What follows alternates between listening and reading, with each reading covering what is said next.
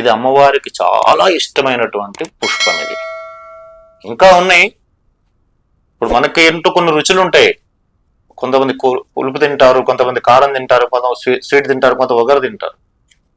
అట్లాగే దేవతలకి మనం సమర్పించేటప్పుడు ఈశ్వరుడికి నల్ల ఉమ్మెత్త పూలు సమర్పించాలి. శాస్త్రం చెప్తోంది. చాలా శ్రేష్టమైన ఫలితాలు ఇస్తాడు ఆయన. ఈశ్వరుడు అంత ఖర్చు పెట్టించడు ఎప్పుడు. చాలా మంది తెలియని విషయం ఇది. నల్ల ఉమ్మెత్త పుష్పాలు, నల్ల ఉమ్మెత్త ఆకులు, తెల్ల జిల్లేడు పూలు ఈశ్వరుడు సమర్పిస్తే అద్భుతమైన ఫలితాలు ఇస్తాడు ఆయన.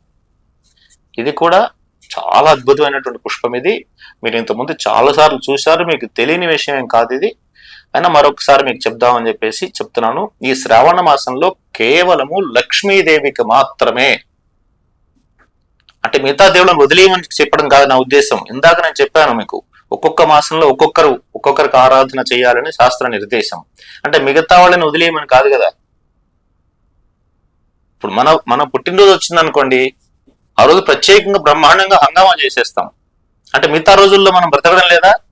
సామాన్యమైన జీవనం గడుపుతాం. ఆ రోజు మాత్రం ప్రత్యేకమైన జీవనాన్ని గడుపుతాం మనం.